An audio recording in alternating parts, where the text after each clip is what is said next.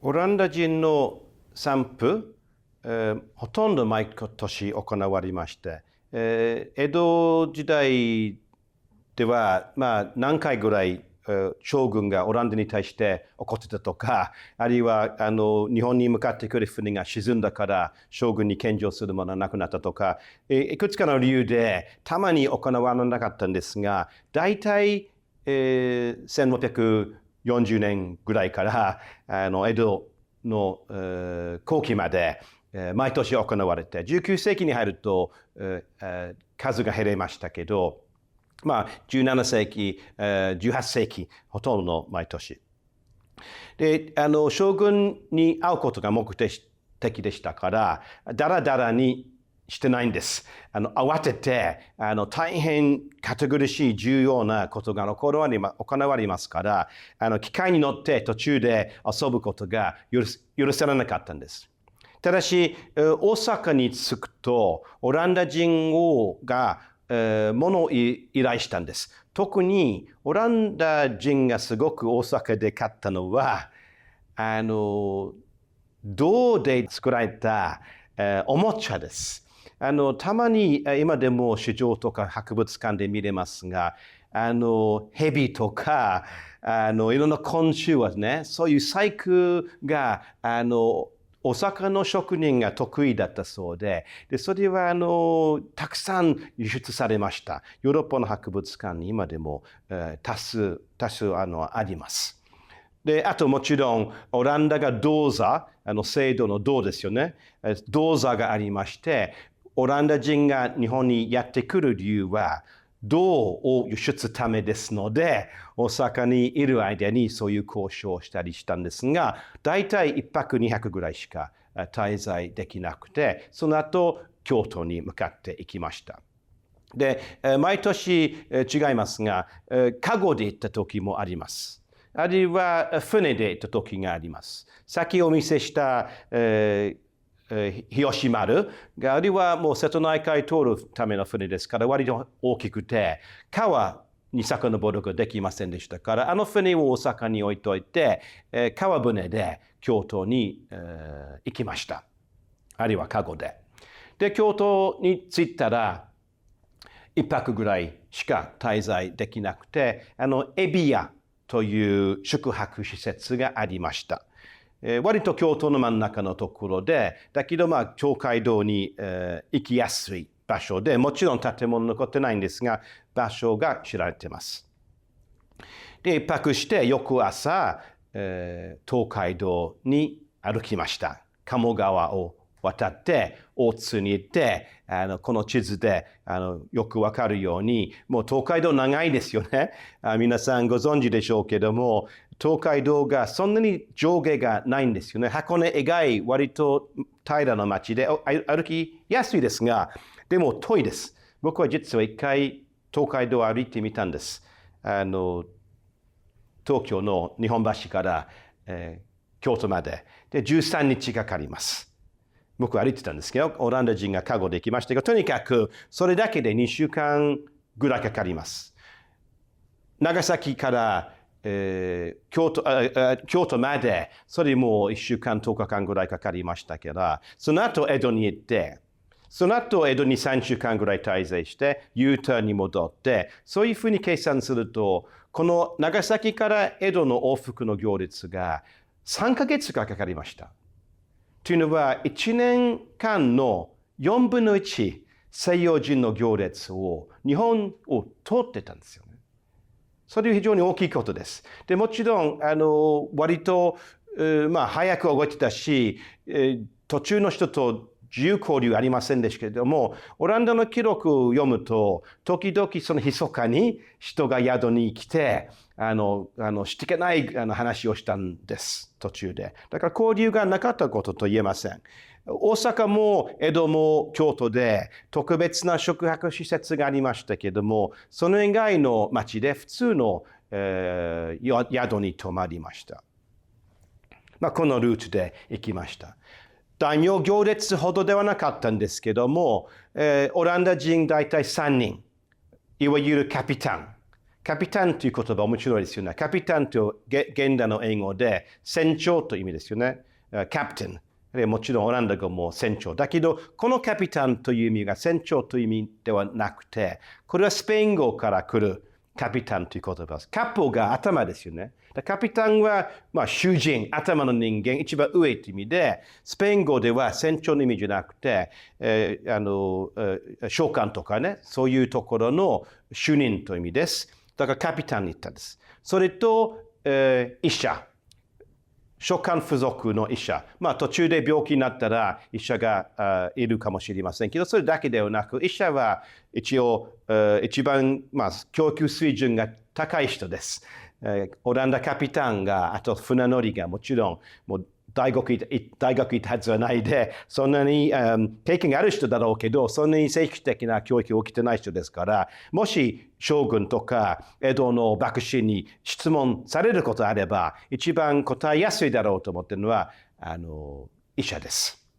日本大体オランダ外科って言いますよね。日本では中国の、漢方ですから、外科があんまり行われてなくて、で、オランダではどちらかというと、外科が多いんですから、オランダ外科と普通言います。で、3人目は初期です。初期はもちろんその途中で記録を書いたり、商売の消費とかがあれば、それをもうちゃんと記入しないといけないので、その人の役割3人。プラス日本人。で、日本人は大体120ぐらいの人が一緒に参加して、大名行列ほどないんですけども、でも目立つはずだった行列でした。残念ながら絵が非常に少ないんです。大名行列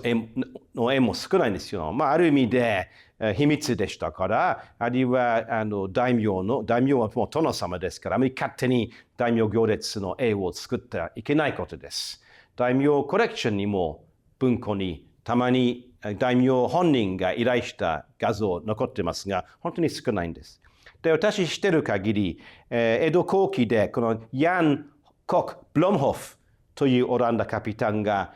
江戸にいたときに、彼はスケッチを作りました。プロの画家ではないんですから、美術の水準が低いですが、でもそれでも分かることができます。で、真ん中に、オペホフと書いてますよね。オペホフとは、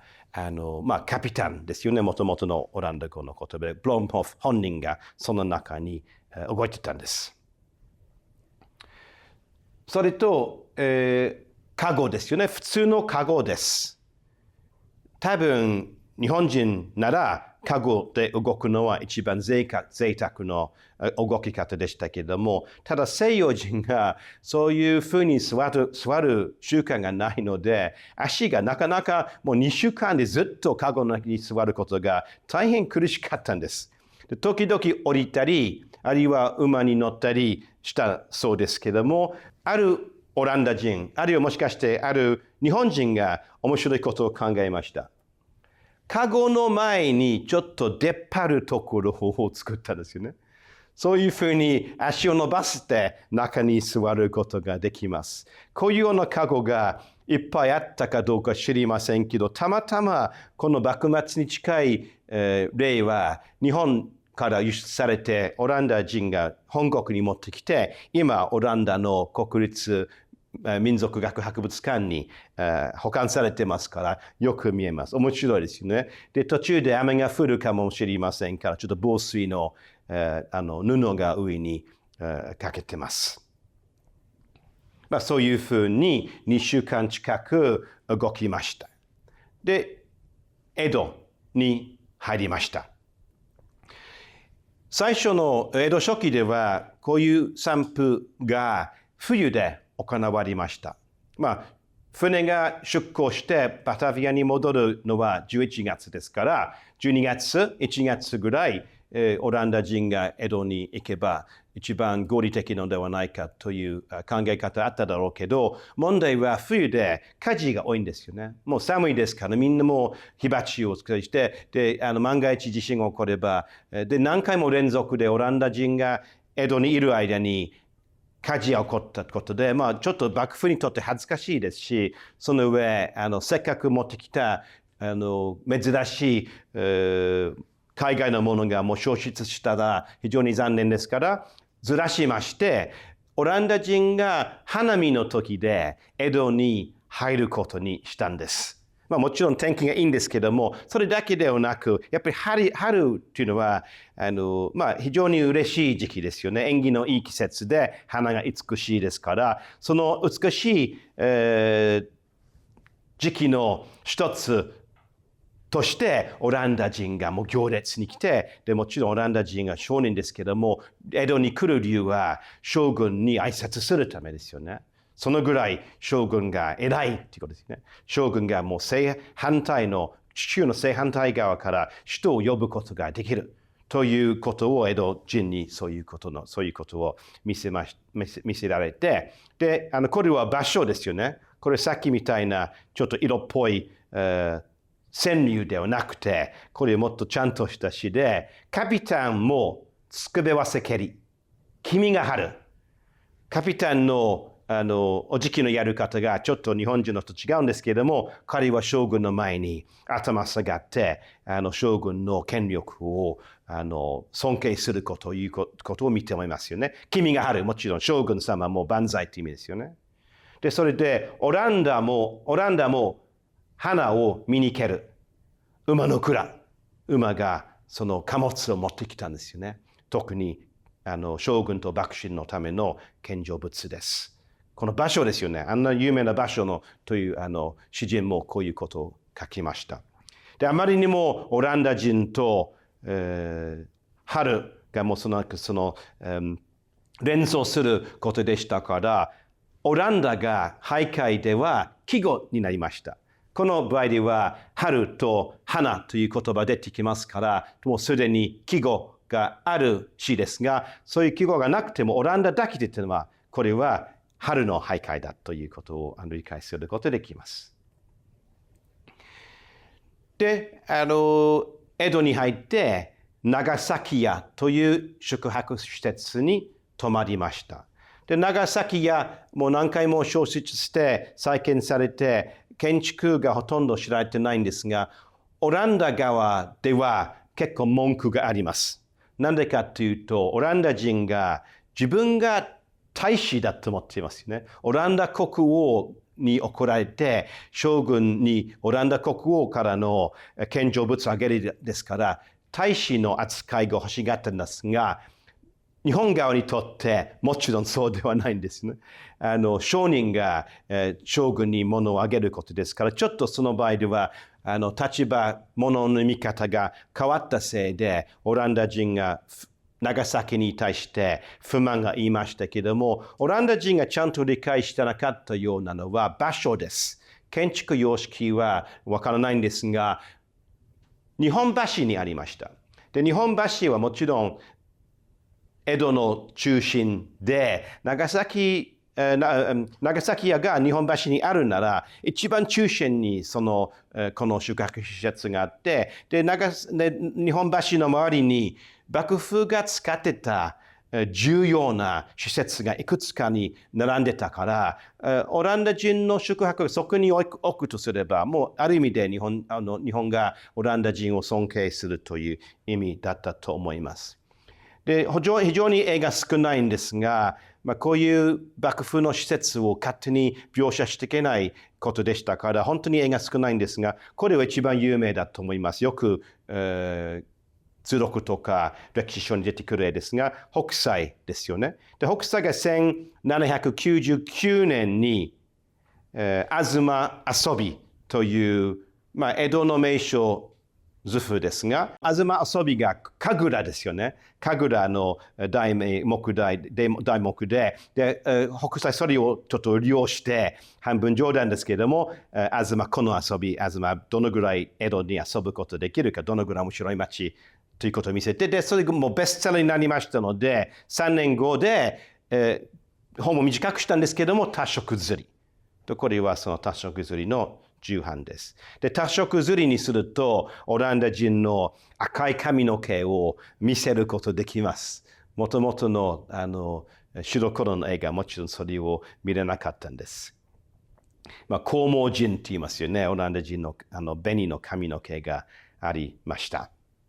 で、この絵が事実だとすれば、本当にたくさんの江戸人が長崎にやってきて、入れなかったんですけども、外からオランダ人を除きました。で、オランダ人の記録を読みますと、もちろんオランダカピタンが義務で毎回ちゃんとした記録を残しましたけど、それとたまに参加した人が書簡とか日記とか残しましたから、それを読んでみると、たくさんの日本人がいつも外にうろうろして、で子供がね、特にオランダ人の顔見たかったから、窓に石を殴って、そうするとオランダ人なんだと思って窓に行って顔を見ることができるようにしたそうです。あるいは道の向こう側にある木に登って窓の中に覗こうとした子供がたくさんいたそうです。で、オランダカピタン一人、江戸城に呼ばれて将軍を謁見しました。長崎屋のもう一つの絵があります。僕が知っている限りこの2つしかないんです。北斎の絵が有名ですが、これそんなに有名じゃないんですけども、ちょっと建築様式わかりますよね。これは広重、もうちょっと後で同じ江戸名所絵ですが、その名所を説明するために文章があります。で、その文章が実は詩ですよね。同じ詩で、これは教科という違うジャンルですけども、それがあります。で、非常に細かくて読みづらいかもしれませんけども、これ長崎や紅毛人旅塾と書いてあります。本当にそれを外に書いたかどうかわかりませんけども、それで、読者この絵見ながらそれを見ることができて、それと周りにいくつかの教科があります。全部読む時間がないんですから、これ一つですよね。これにのみ数字はいらず、わかる欄、カピタンの聞く国鳥の鐘。国鳥の鐘っていうのは、もう一つの幕府が必要だった、政治的な施設で、長崎屋の隣に江戸の一番中心の時の鐘がありました。で、国鳥の鐘が、本国鳥がちゃんとした地名ですが、本国鳥の鐘が将軍の寄贈でした。で、たまに消失したんで、そうすると必ず将軍もう一つあげるんです。で、将軍がこの町のプレゼントのおかげで、江戸が時間を分かることができたんです。今、地名がその国鳥と本国鳥、この石の国で書きますが、もしかしてもともと時間の国で書いたかもしれません。ここから国で時間が決めてて、で、その後少し町に広げたときに時間がちょっと遅れちゃうんですよね。この時計を切って、鐘を切って、次の時に鳴らして、少しずつ時間が日本橋を離れていくと、時間がちょっと遅くなります。だからここはメインです。ちょっと江戸の、僕はロンドン人ですから、ロンドンでビッグベンがありますよね。ビッグベンの時間が必ず正しい。これは必ず正しい。で、オランダ人が隣に住んでます。で、日本語できないかもしれませんけど、時の鐘の意味を通じることできます。ということで、その時の鐘、今でも現存します。これです。今、鉄筋コンクリートの、ローに入ってますけど。で、オランダ人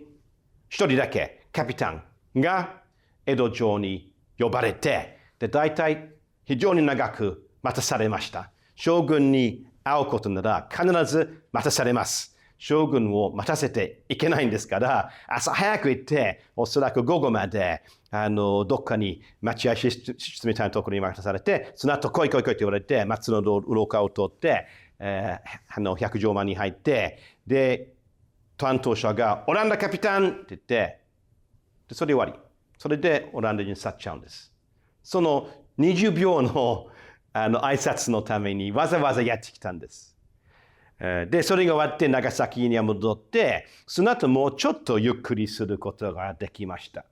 といっても、江戸にいる間にそんなに余裕がありませんでしたけども、時々その貿易の交渉とか、幕臣に挨拶したりして、あるいは天文型と、幕府が使ってた石とか長崎屋に来て、そういうオランダ人と交渉したんです。例えば、有名な解体新書の翻訳されている間に、その担当者が、長崎に来て、オランダ医者といろんな相談したそうです。で、それが終わって、U ターンして長崎に戻ります。で、今回は、だらだらできなかったんですが、次の船が入港する前に、必ず長崎に戻らないといけないんですけども、それにもかかわらず、京都で3泊ぐらいして、で、京都にいる間にもう観光したんです。よく、京都大仏もないんですけど、京都大仏を見て、三十三間堂を見たり、あるいは清水寺を見たりして、そういう、もう見ればすごい感動する、建物に案内、してもらって、それと毎回、ほとんど毎年、祇園の豆腐を食べに行ったんです。祇園でこう書いてあるように、祇園二軒茶屋という、2つの茶屋があって、毎年オランダ人がそこで、豆腐を食べに、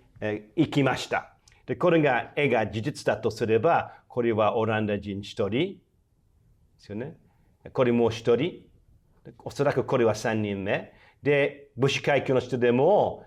町人でも、男女でも、若い人でも、年配の人でも、みんなもう見に来たんです。祇園ですから、これは鳥がありました。で、上に書いてあるのは、オランダが細工にいかぬ我が国の祇園豆腐の柔らかさの音。でちょっと変なことですけど、オランダ人やっぱり細工を、さっき申し上げたように、特に大阪にいる間に、そのおもちゃの細工とか、時計仕掛けのものとか、そういうものを依頼して持って帰ったことがよくあったので、京都にいる間にそういうところを考えないで、むしろ、祇園の豆腐を食べに行ったんです。で、豆腐の音っておかしい、なんで音というかわかりませんけど、もしかして切るときにその音だと思います。この祇園の豆腐が、すごい有名で、オランダ人が連れて行かれた理由が、すごく、有名でしたから、あまりにも有名になりすぎて、江戸にも支店を開きました。これは歌麿の絵ですが、江戸ですよ。もちろんこれは京都じゃなくて、これも祇園の豆腐が、江戸でも買うことできるんです。豆腐を食べて、でその後、大仏に来まして、で大仏が祇園に近いですから、でその前に今でもありますけど、いわゆるミミズカがあります。でミミズカが悲しいところです。秀吉の朝鮮出兵の時で、主人になった朝鮮半島の人たちの耳と鼻を切っちゃったんですよね。で、持って帰ったんです。で、ここに埋めたんです。だから半分、もちろん秀吉出兵が失敗したんですけども、半分、どのぐらい日本が強い国だっていうことを見せることと、あとは半分供養ですよね。上に石塔がありますから、その亡くなった朝鮮人が幽霊として出てこないように供養のところとでありまして、でこれはオランダ人それを見に行ったんです。でこの都臨泉名所図という有名な京都の案内書ですけども、全部読みやすい和文で書いてありますけども、この一箇所だけ漢文の説明ですよね。漢文の説明です。これをちょっと苦しい、あんまり冗談にしていけないようなところですから、もう漢文に正式的に漢文で書きました。で、京都で美味しいものを食べたり、観光したり、それとこの戦争記念碑というべきものを見てから大阪に戻りまして、で大阪ではオランダ人にとって一番楽しいところでした。オランダカピタンが必ず仏像とか仏教建築に興味がなかったんですから、どのぐらい京都の観光に興味があったか知りませんけども、大阪に来たら歌舞伎をよく見に行きました。江戸にできなかったんです。それと今のこの絵に出てくるのは歌舞伎じゃなくて、これはからくり劇場です。で、大阪で武田近江という、代々その名前を使ってた職人がいて、非常に面白い、楽しい、からくり劇場に連れて行かれて、ただオランダ人が床の上に座れないので、こういう樽みたいなものの上に座って鑑賞するんですよね。で、どういうからくりだったよくわからないんですけども、一つ右にあるのは観光の鳥ですよね。中国の話ですが、ある皇帝が、その太鼓を御所の前に置いて、で、市民が政府に対して反対があれば太鼓を鳴らしてくださいと言って、だけどみんなも政府に対して批判がなかったいい皇帝でしたから、結局鳥がその上に巣を作ったという話ですよね。でこの場合でどういう資格か分かりませんけど、鳥が降りてきたんですよね。で、左側に、これなんか船弁慶かなんかのからくりだろう。で、それが終わって最後の長崎に向かって帰る前の最後の儀式は、これ江戸名所図もう一つの有名な大阪の周辺の案内記ですけども、で、右側に書いてある説明文では、オランダも足も磨かぬ、目で見れば天地も動く。武田からくり。おそらく冗談でのオランダ人がそういう大阪にいるときに操ることできる細工物を買うのに自分の足で降りることできないんですよね、上に座ることで。多分その冗談だと思いますけど、オランダ人からくりが好きなのに自分の足が非常に硬いという、冗談っぽいなことだと思います。で、最後に長崎に向かって帰る最後の儀式は、ごちそうでした。もう一つのごちそう。今回は京都の豆腐じゃなくて、浮かぶせという有名な料亭でお昼を食べました。多分料亭ですから夜のごちそうが一番楽しくて美味しかったかもしれませんけど、オランダ人がその夕方に船に乗って行きましたから、いつも昼で行きました。で、そんなに絵がないんですが、この2つのさっきの説明書一つと、あと何はの喜びというもう一つはあって、両とも冬の風景です。なんで冬するか知りませんけども、とにかくオランダ人そこにごちそうにして、その後長崎に帰って、次の船がジャワからやってくることを待ちました。以上です。